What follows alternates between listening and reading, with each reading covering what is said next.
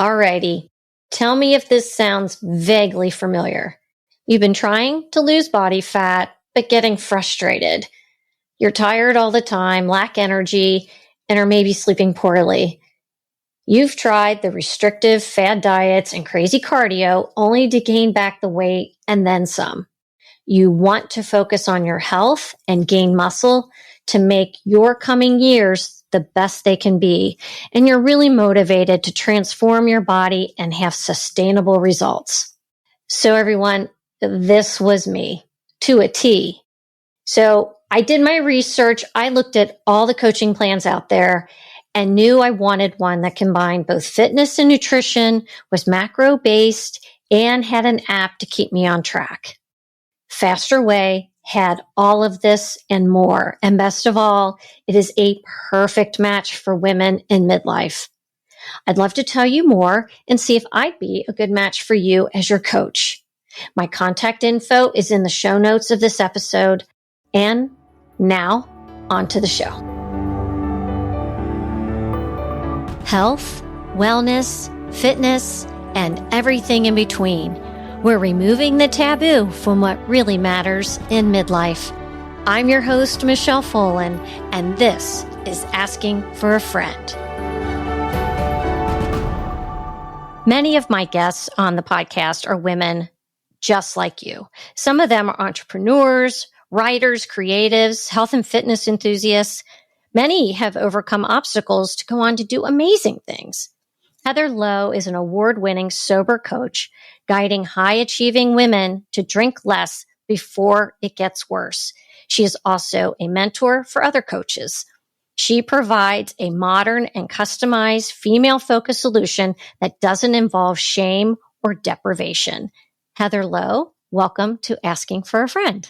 Oh my gosh, thank you so much. I'm so happy to be here. I love how you just described some of your listeners, and I felt like I fit right in when you said entrepreneur and writer and creative and interested in health and wellness and have overcome an obstacles. So what a good place to be. Thank you. Well, thank you for being here. And yeah, I think part of this podcast, we bring a lot of experts on, medical experts, health experts, but some of the shows that resonate the most with the listeners are when I do bring on women that are really walking in the shoes that we're all walking in every single day. So I would like you to fill in some of the gaps for our listeners of a little bit more about you. Sure.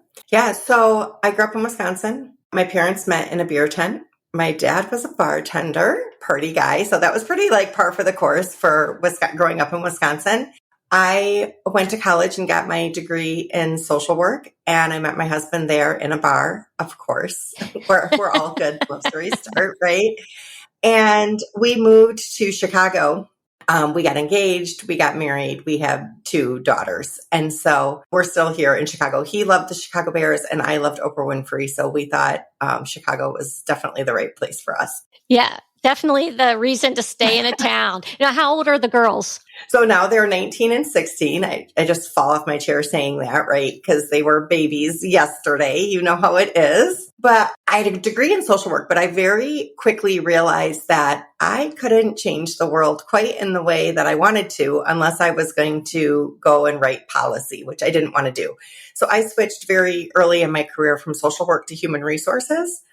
And then most of my career, I actually sold HR solutions locally, regionally, nationally, and even globally. And so that was kind of my career track.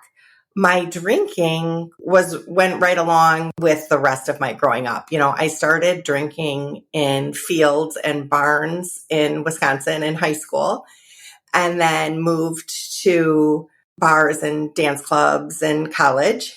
And then when we moved to Chicago, the first place I worked was sort of like the college after college. It hired a lot of new grads. So we were doing happy hours and baseball games and concerts and all these fun things as young urban professionals. And then when I had my children, I worked part-time. My husband traveled a lot for his job. And we chose this together, that he would work more and I would be home more with the kids. But I also wanted to, work part-time, thinking it would be the best of both worlds, being home with my kids and also, keeping my career. And it was the season of mommy wine culture, like having a little bit of wine in the afternoon on maternity leave felt very European. It felt very grown up to me. And I was just sort of like playing house, right? Right. And so what happened though through the years is that I would get a happy hour whenever I could at work so I could drink for work because my husband was gone all the time. I didn't realize this at the time, but it was very lonely to have a husband gone and two little ones and to do that bedtime, bath time, dinner time routine and also have to go to work and then have to come home and pick up the kids and do the whole thing. The second shift, right? The first shift at work and then the second shift at home. When I was very extroverted and very outgoing, and it's sort of like my social life came to a crashing halt.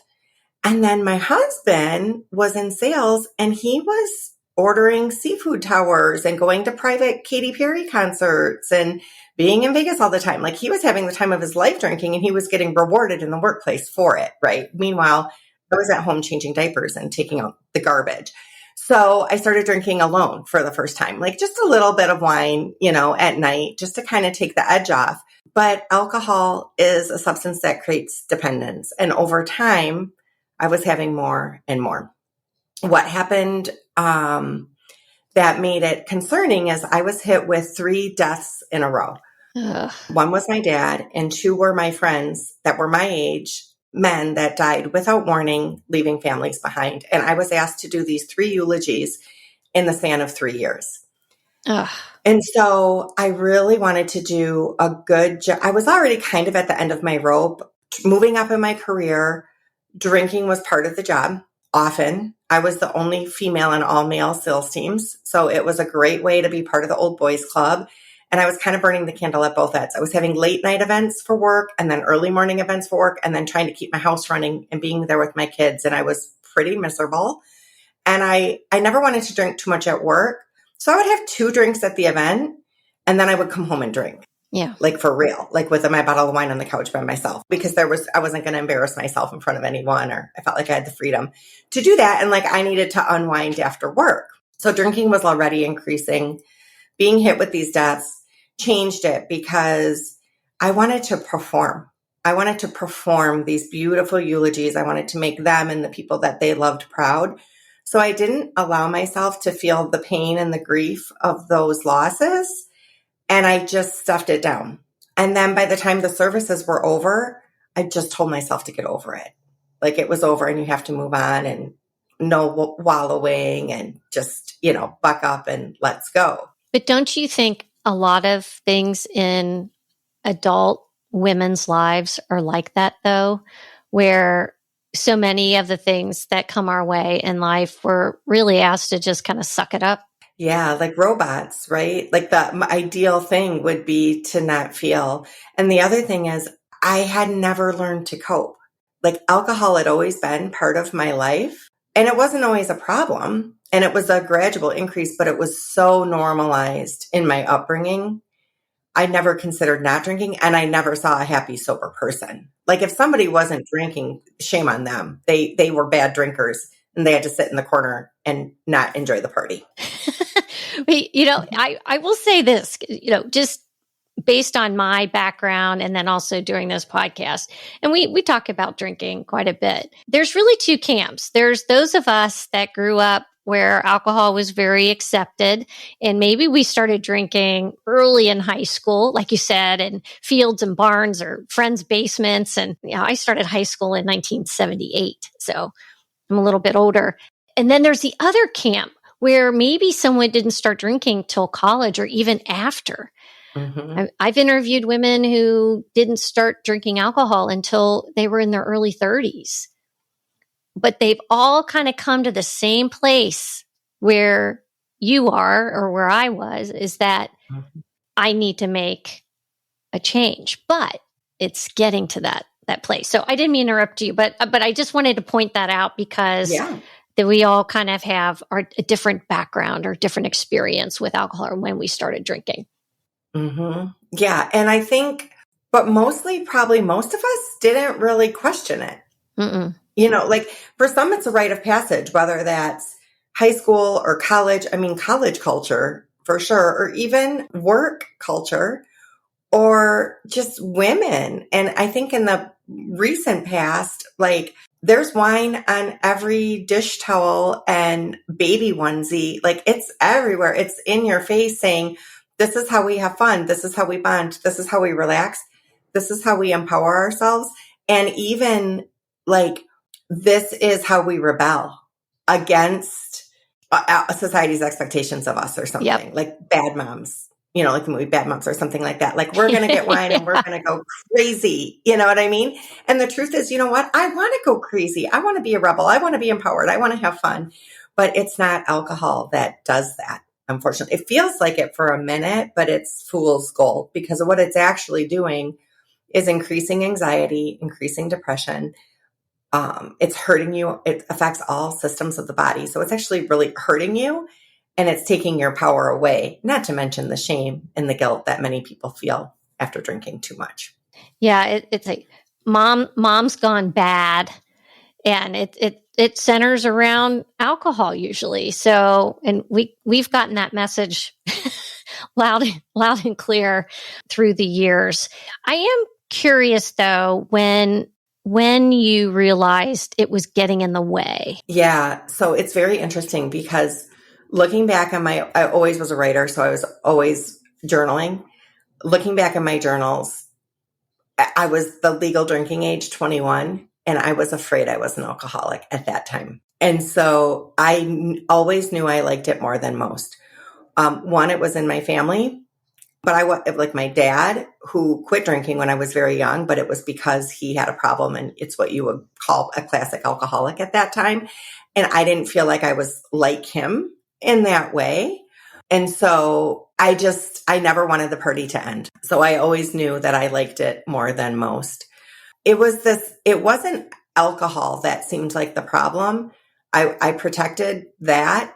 It was anxiety that felt like the problem. And to be honest, it felt like my husband was the problem, and that I was kind of drinking at him, or again, drinking because of my own resentment or anger or unexpressed emotion.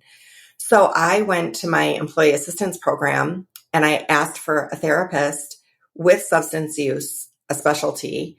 And I got 3 visits. And on the first one, I said, I'm afraid that I drink too much. And she kind of talked me through it. And what she determined was, I don't drink too much. I don't have a drinking problem. I have an anxiety problem. So she put me on anxiety meds and said I could keep drinking. I was thrilled. The expert told me I could keep drinking. So I stopped and got a bottle of wine and came home and called everybody I knew and said, good news, it's not drinking, it's anxiety. And now I've got this medication for anxiety. Well, the truth is, I shouldn't have been drinking on this medication, because the result, like, I used to know how much I could drink and what the effect would be. Now alcohol mixed with medication was turning me into a walking blackout, unpredictably, not even drinking very much.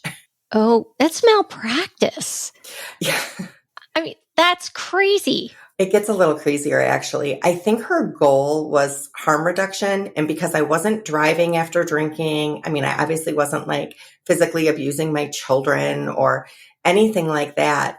The biggest problem for me was if the kids saw me drinking too much and said something about it, that sort of changed the dynamic in a family. And I didn't like that, right? Like, I would lose some respect, and I didn't like that. So she suggested that I hide the drinking from the kids, like just wait until they go to bed. And in fact, I have a bonus room off my bedroom, which is like above the garage, and it's my closet. And she suggested that I just drink in that closet and hide it from the kids. Oh, I know. Oh. The crazy thing is, I'm not the only person that has a story like this, because even our society is so obsessed with alcohol. Like, even medical professionals don't want that to be the problem, right? But I think her goal was like harm reduction and maybe try to drink less or hide it. But it clearly that wasn't the right answer for me. When I came in saying I have an issue, I'm concerned, right? Yeah. So I guess, gosh, I just want to know how many times you tried to cut back or quit, because you were given free license to go ahead and drink. Yeah. Did you try moderation? Yeah. So I think I always tried moderation, but it clearly, of course, never worked. And because what happens is when you have a drink, it's like first you take a drink, then the drink takes a drink, then the drink takes you is a quote. So the result of having a drink is wanting another drink. Like you're not the same person before you drink as you are after you drink, because alcohol affects your intuition, your judgment, your decision making. I mean, it directly affects your brain. So the person that you are that says, I'm only going to have one, after you have one, you're a different person. Now you're the kind of person that wants two, right? Right. Or three. And so, yeah, or three, or like 1 tequila, 2 tequila, 3 tequila floor, right? Like, right. So moderation never worked. So I was always trying to drink less or not at all. This is the thing. And for any woman listening who's struggling with this, my heart goes out to you, because we do try this, but what happens is when we can't keep our promises to ourselves, we start shaming ourselves. We get into the shame cycle. And then the way to relieve those feelings of shame is to drink again. And so we get into this very ugly pattern, and it's hard to disrupt. And so now I'm drinking more than I want all the time. And I'm saying I'm not going to drink too much. And then I do. And then I'm shaming myself. And then I'm drinking too much, round and round. And the way to stop that is through self-compassion. The only way to make a change is to love yourself through it. If we could beat ourselves into better behavior, we would have already done that. I always say that doesn't work. So I did an experiment where I was going to ditch the drink for 100 days. And I got to 70 days and I thought I was cured. This is amazing. Clearly it's no problem. If I can let go of alcohol, I don't have to let go of alcohol. So I'm going to go back to drinking, but I just reset myself. So now I'm going to be a normal drinker was the plan. Everybody always wants to be a normal drinker. Everybody comes to me and says, I just want to be the kind of person that has a glass of wine once in a while. And I say, yes, of course. That's exactly what we all want. Yeah. And so it's a fine place to start. But what those 70 days did, I felt so proud of myself. I learned to listen to myself. I learned to set boundaries, take care of myself, walk away from situations that weren't good. When my head hit the pillow at night, I wasn't ashamed. I was very proud. My happiness came back, because the other thing is alcohol takes away all your joy. So your only uptick is alcohol. The best you're going to feel all day is that first sip feeling. And it takes a while to reset your systems. But I started taking joy in a bird song and waking up and like the simple pleasures of life, watching a movie with my husband or watching my kids or even making dinner, loving the song that just came on the radio. I started to feel better and I couldn't ignore that. So I went back to drinking. I was going to moderate. I very quickly started to overdrink. And then, I played this game for 3 years on, off drinking until finally I said, my last day one, I said 2 things I had never said before. I said to my husband, like, I was ready to throw the kitchen sink at it. I need help.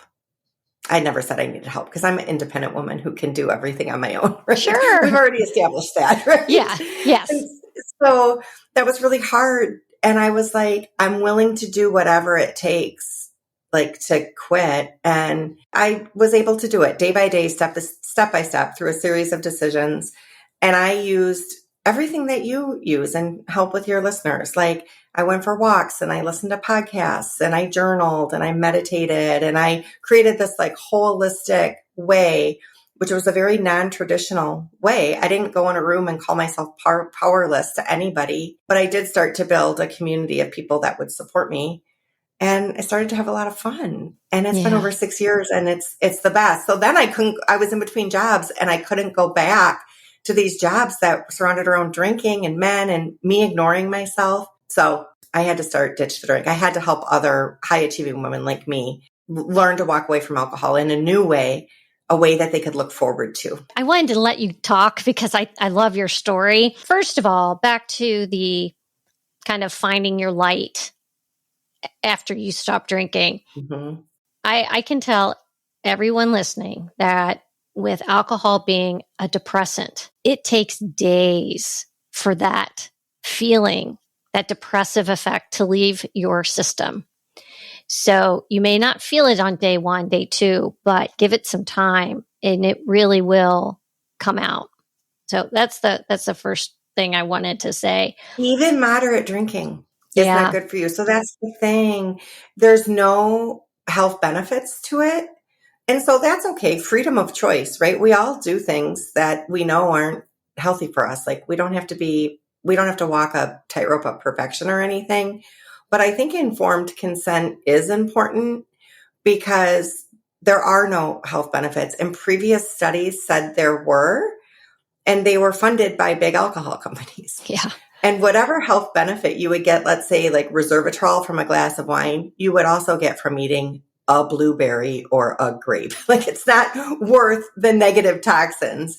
And anybody who's experienced a hangover can tell you that, yes, alcohol is a toxin. Look at how your body reacts to that, right? So even in moderate amounts, this isn't for heavy drinker. I was a heavy drinker. I never called myself that, but anything over a drink a day is heavy drinking for women.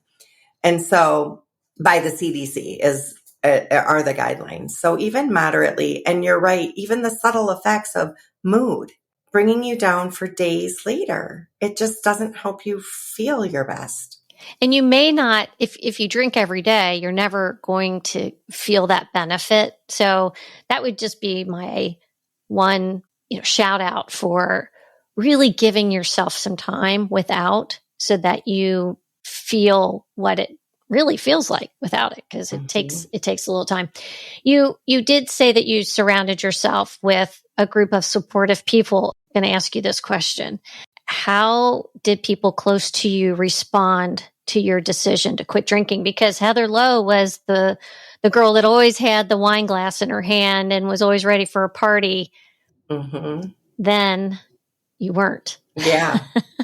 Yeah, super tough question. So first of all, turns out I was often the drink pusher, right? Like people drink more with me because I was drinking more. So that was like, oh, not everybody does this all the time. This is just me leading the pack. So two things happen: attract and repel. Some of my friendships got even closer because I became more authentic. I became more real. People had an opportunity to show up and support me. I actually started a weekly card club, like with my friends, because I wanted an outlet and a social life still. So I started a weekly card club. There's 4 of us. One doesn't drink just because she doesn't like it. Never has. 2 of them drink and I don't. Now I call myself a person in recovery. I didn't use those terms for a long time. But anyways, it doesn't matter who's drinking and who's not to me. Nothing's changed. Some of my biggest drinking friends are also my biggest support system. So we have a fun together. It never was the alcohol. We have friendship and fun, and my relationships have increased. I've also had an opportunity to meet new people. And so it took me a long time because I don't want to be in a sober group because I didn't even consider myself that kind of person, right? I had a big stigma about that. But slowly I started to become friends with other sober people, and it's a support group, like anyone who's been through divorce or cancer or weight loss or anything. To have people that understand your specific journey is really beautiful. And now I, honest to God, have friends all over the world because of this bond in sobriety. And I've been able to vacation with them and go on retreats with them. And I've been able to be myself immediately without the mask of alcohol. So that's been really, really beautiful. Now, the heartbreaking thing is I've also lost friendships. I've lost lifelong friendships. I've lost friendships that I had for decades or since childhood, and they didn't hang with me. And there's 2 sides to the story, and I don't know the whole story, but I've had to let people go, or people have let me go, and it wasn't my choice. And it's heartbreaking. It is painful. It is hurtful. And there's nothing I can say about that because you can lose friends, and it's hard to lose people. The thing that happened though is I developed a relationship with myself, and that is something I never had. And now I take myself on solo dates. And now I have the best time with me. Like I have a great time, And, I think plants have to prune and let go to grow. And there were people that aren't there for who I was becoming. And, again, I don't know all the reasons why, but it's hurtful. It's hard. It's painful, even though it's right. So there is that. When you make a change, your relationships change. How did this affect your marriage? The one thing that kept me drinking was friendships, not wanting to change my friendships, and my marriage. Again, we met in a bar as party people. That was something that attracted us to each other. And I was afraid I was going to lose him. But I was afraid I was going to lose him if I kept drinking. And I was afraid I was going to lose him if I quit. I was scared either way, to be honest, Michelle. And I looked at it and was like, with or without him, I can't be a drunken mess, right? Like I have to get myself healthy and clear before I could do anything. Now, I love to blame him. I love to protect my alcohol and blame him for everything. So it was interesting because he has been my best support, totally my best support. And he doesn't drink around me. And I love that. And he hardly drinks at all. I mean, the funny thing is, I quit drinking and he lost 30 pounds. It was like, really? I was the drinker. I was at the problem because what about you, buddy? But anyways, he's definitely doesn't have the same like brain that I do. He can moderate. It's no big deal. But the beautiful thing is now we don't drink on our vacations. We don't drink when we go to concerts. And we have 2 teenage girls and we're having the most fun of anyone I can see. So it was awesome. And our marriage has thrived. The other thing is there were some things that weren't working in our dynamics. And there were some boundaries that I had to set. And there were some ways I had to speak up for myself and say, don't talk to me that way, like to the whole family, right? Like that's not okay for you to say that. And this isn't true. And that's condescending. And so my energy is lifted and my family has risen to meet me. So it's been really beautiful, but they've had to make some changes too. Well, I think you're being a really good role model for your daughters too, because in this day and age, there's a lot of pressures for them too. And if they see their mom happy and a non-drinker, I think that speaks volumes. You post on your Instagram, Ditch the Drink, pictures of you before and after. And there is clearly a physical change that you felt. What was the first thing you noticed when you did finally quit drinking? Well, actually, what scared me, you asked me earlier, like, how did I know? At the end of my drinking, Michelle, I didn't recognize myself in the mirror. My face was so bloated. My eyes were so sunken. It wasn't me. And I was very confused because I thought alcohol was I thought it was the glue keeping everything together. It kept me going to work. It kept me with my friends. It kept me in my marriage. It kept me, and it was confusing for my husband too. Like, did I need help? I was getting up and making lunches every day. I was excelling in my career. I was miserable, but on the outside, it looked like everything was fine. And we look for this thing that says there's a problem, but I didn't have a car crash or a diagnosis or anything like that to be so obvious. And it was gradual. It's not like it happened overnight, but I really didn't recognize. I was so full of self-hatred. I was so full of self-hatred, dragging myself through every day, absolutely hating myself. And I couldn't even see myself through my bloated face in the mirror. I couldn't even see myself inside. So I have a picture. It's funny. When I was 4 months alcohol free, and I just thought I like hung the moon. I thought like I had the world's greatest transformation. Like I had just had, I just been on one of those shows where they like do your hair and makeup and you come out a new person. Yeah. I felt like I was just like all of a sudden like Miss America and was so proud of myself. So that was at month 4. Looking back, I still look so bloated. Like I'm still healing. Like that was just the beginning of the changes that were going to come for me. But yeah, if you do go to my Instagram, and I do want to make it clear, it's not like a before and after. It's not even a weight transformation. It's just a change. And the change is the lights are back on in my eyes. Yes. And I think you can see that, right? Yeah, you I can. think that's the biggest change. Not to mention the way I move. Like it's a confidence level that is totally different because I'm walking around aligned with myself now instead of hiding and defending and hiding. And, I wasn't my best self. And the other thing is, I don't hate the person in the before picture. Like the bloat was my body hanging on to any hydration that it could because I was so dehydrated, right? That was my body trying to protect me. And it was the person in the before picture when I was at my ugliest, saddest, worst, darkest moment, it was that person that made the change, not this like beautiful, shiny after picture. Right. It was that person in the before that made the change. So I always like give love to her too. That's wonderfully said. And it's the physical effect does show up eventually on the outside, eventually, right? Yeah.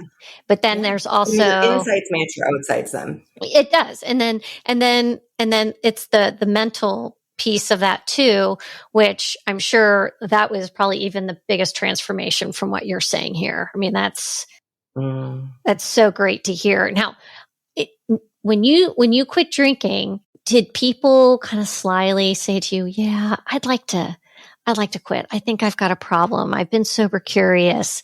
I'm a gray area drinker." Did you find people felt more comfortable approaching you, people close to you? Yes, so many. So it's interesting because I used to smoke. I feel like whenever you're outside with a group of smokers, everybody's talking about how they want to quit smoking. Like that's the main topic. Everyone's sitting there smoking, saying that they want to quit smoking. The same thing with alcohol.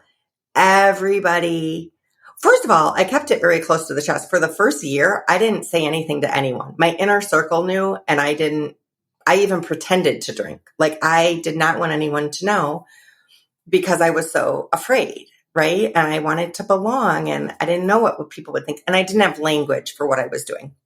When I was 1 year sober, I made a very casual Facebook announcement because I was proud and I thought people need to know this new thing about me. And so, yeah, since then, everybody's like, "Oh, I need to do that too," or "I'm so proud of you," or "You're doing so good," or "I want to do that," or "I've tried to do that," or "I'm going to do that." Basically, everyone, I think. And I have inspired the people. Like I said, if I was the drink pusher, now that I don't drink, everyone in my circle drinks less. Just me not drinking has just like, and it's healthy for everybody. It's really healthy for everybody. Yeah, I have a group of friends from high school, and we get together pretty often. And at our annual little Christmas gathering, I brought non-alcoholic options for people to try. And I was surprised how many people went ahead and reached for those, even though that there was wine there. It's amazing that influence. If you just offer it, people may take it. And that's nice to see. I don't feel the stigma when I do go to a function and I decide not to drink. I don't feel as uncomfortable now as I did at the beginning, because I used to get people saying, "What do you got in your glass? What are you drinking?" But I don't have that anymore because people are expecting me to maybe drink or maybe not. Right. Yeah. And so people don't even really think about it too much anymore. So you started your coaching business, you started Ditch the Drink. And then was it always about just getting out there and getting the word out there, or were you coaching right away? Was that the intention with that platform? Yeah, good question. So I started with putting everything that I knew into a digital class. And so that was the first offering, was this digital course that people could take. And then I got trained and certified as a coach. I didn't feel like I was qualified to coach one-on-one, even though I had a degree in social work. So I got trained and certified with the International Association of Professional Recovery Coaches. I became a certified professional recovery coach and a certified professional life coach. I got a certificate of well-being from Yale University. I became a She Recovers designated coach. And I became a certified facilitator of addiction awareness training. So I really armed myself with education and tools before I started coaching folks one-on-one. Now I coach one-on-one, and I tease. I say, come for the recovery coaching, stay for the life coaching, because people ditch the drink fairly quickly once they start meeting with me because they're ready. I think they're ready. Once you invest your time and your money, and you've tried every other program out there, right? You're in a place where you're finally ready to let it go, and having a trained and professional coach to support you through that works. And then you realize what you used alcohol for. I mean, alcohol is really a pacifier for a lot of things. It's a way to self-soothe. It's a way to ignore, distract, avoid. It's literally a numbing agent. So when you stop taking it, oh no, you start to feel feelings and you don't know how to feel feelings. And so once you learn how to listen to yourself and how to feel, you realize like, oh, my marriage isn't working and my career's not working and my nutrition and my fitness is off and, all these other things. And once you can ditch the drink, there's nothing you can't do. Like I said, your confidence is, you start to really take action on all those other areas that maybe had been suffering. And so it's a really beautiful evolution that I get to work with people through. Can you share a success story? Oh my God, they're all success stories. Truly, truly. I will say this. Every single person that meets with me drinks less or none at all. And again, is that because I'm an award-winning coach? Maybe. It's because they're showing up to meet with me. Right. And they're showing up and they're doing that work. And they've got text and email support in between. So if there's a craving or a celebration, I'm right there with them. But I love it. My favorite success stories, well, there's just so many, but a lot of people come to me saying, I want to just have a glass of wine at dinner every once in a while. And I say, okay, like abstinence is not a requirement to work with me. And I never would have signed up for a program if they told me I could never drink again, right? Because drinking was my thing. I loved it. So I thought, but this one gal was like, I'm going to sign up with you, but it was like June, but I have a vacation in July and I'm going to drink on that vacation. And I said, okay. And then it was right before vacation. She goes, I don't think I want to drink on this vacation. And because she had gone a couple of weeks and was feeling so good. And I said, okay, well, let's put a plan in place. She did. She had the best time. She's like, I had my alcohol-free pina coladas and I had so much fun and it was so much better and all these things. She lost her desire to drink. And that's what happens with people. Once you're educated and you see it for what it is and you start correlating that morning after feeling and maybe the foggy night before, like that's all alcohol. It's not just that first uptick that feels kind of loose and free. You got to include everything. All the crap. If you're going to give, all the crap too, if you're going to give alcohol that reputation. Anyway, she got to 1 year sober and she was like, this is amazing. And then she freaked out, like, what should I do? And I was like, well, you want to go another year? You've already done it. And she said, yeah, year 2 came and she's like, I'll never drink again. Right? Like, no, it's so far in the rear view mirror now. So that's cool. But the other thing that this is just like totally full circle for me is my clients often want to become coaches themselves. They want to become sober coaches. So I recruit them to I partner with the training program that I did. So I recruit them to that program. They get trained and certified. And then they want to know how to start a business. And so I have a business course that I've created for them. So then they start their own businesses. And then I've got a community of coaches. So this is really, really beautiful because I feel like my reach is bigger. It's wonderful to help somebody one-on-one, and to help a family and to help a mother change the trajectory of the generations forward and backwards in her life, right? I think that's the most beautiful thing I can do.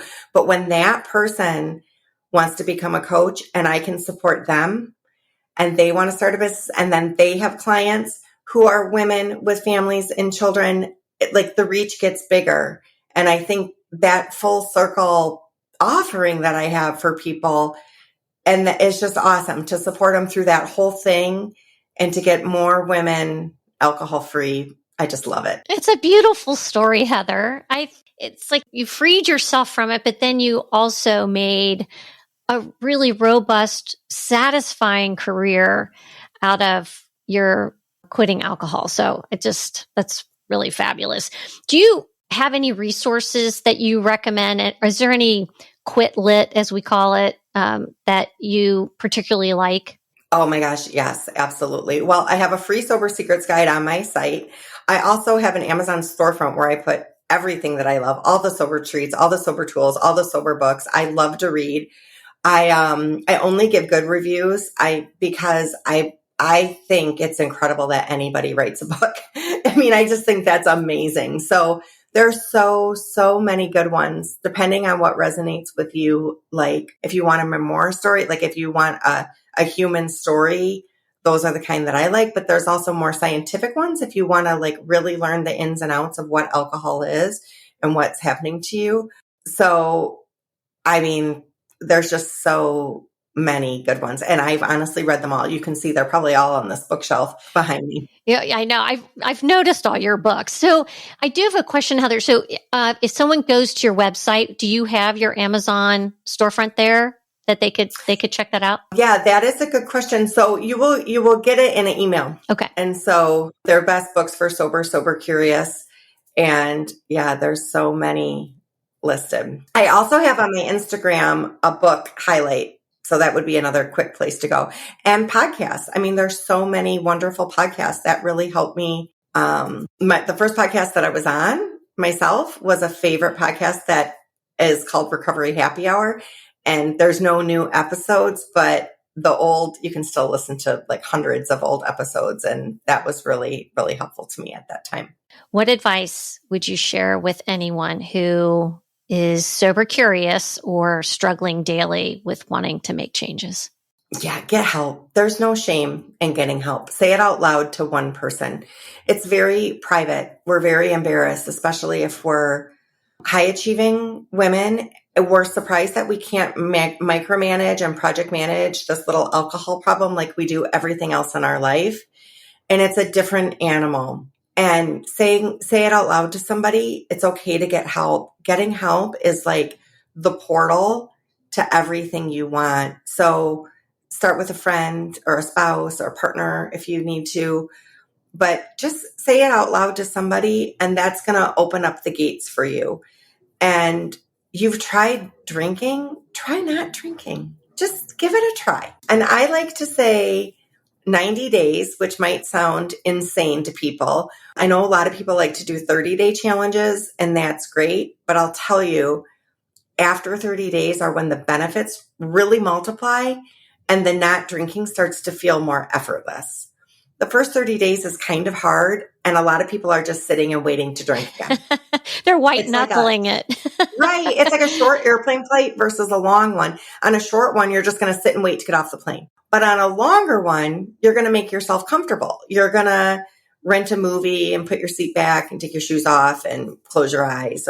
So make yourself comfortable for the ride. And if you could go 90 days, I think you would see all the benefits, and it wouldn't be so hard to turn down that drink because you're starting to rewire your brain. So ask for help, say it out loud, ask for help, give it a try. You can also give it a try without committing to sobriety or recovery or any of those things. Yeah. That's great advice. I do want to know, Heather, what is one of your own pillars of self-care? Alone time. Alone time. Alone time. I can't hear myself with other people. So I'm also like a recovering people pleaser, perfectionist. This probably rings true for some of your community too. So I need time and space alone. And my favorite way to do that is to go for a hike and let myself run through all the emotions.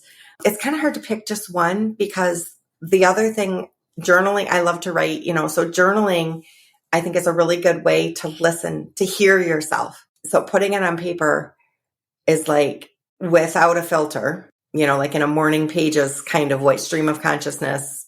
Nobody's going to read this. This is for no audience. This is just to get it up and out of me. Mm-hmm. That is a way that I can hear myself. So it's time alone and journaling. But I'll tell you, I started meditation when I was still drinking. I would have my drinks and I would put my headphones in at night and listen to a meditation. Maybe I would pass out to it, right? But I credit that for changing me, for changing my mind. I think it was planting seeds of tuning in and listening and being present with myself. And I started it when I was still drinking, but I often credit that for being the thing that's got me to where I'm at today. Interesting. Meditation. Okay. I would love for you to tell the listeners, Heather Lowe, where they can find you. Go to ditchthedrink.com. Everywhere there's, you can go to my website, grab my free guide. I also have a community, and there's a free 7-day trial if you want to check it out. We do group calls twice a week. There's replays that you can watch, so you can kind of be a lurker if you're too scared to jump in. There's an online app that's available and master classes and all these great things. So find me at my website, Ditch the Drink. Get on my list because I send resources and emails and Amazon links and all the things all the time. Also, I'm on social media as Ditch the Drink on Instagram, Facebook, LinkedIn, Pinterest. I'm not on TikTok. I'm sure that surprises no one. Snapchat or any of those things. I'm not on TikTok either. So yeah, nah, not doing it. Heather Lowe, thank you for being here. This was a lot of fun. Thanks so much for giving me a platform to share my story. I appreciate you, and also for taking on this topic that can be kind of uncomfortable or a tough topic for some people sometimes. I appreciate your openness and willingness to talk it over with me. Always happy to do it. Follow Asking for a Friend on social media outlets and provide a review and share this show wherever you get your podcasts. Reviews and sharing help us grow.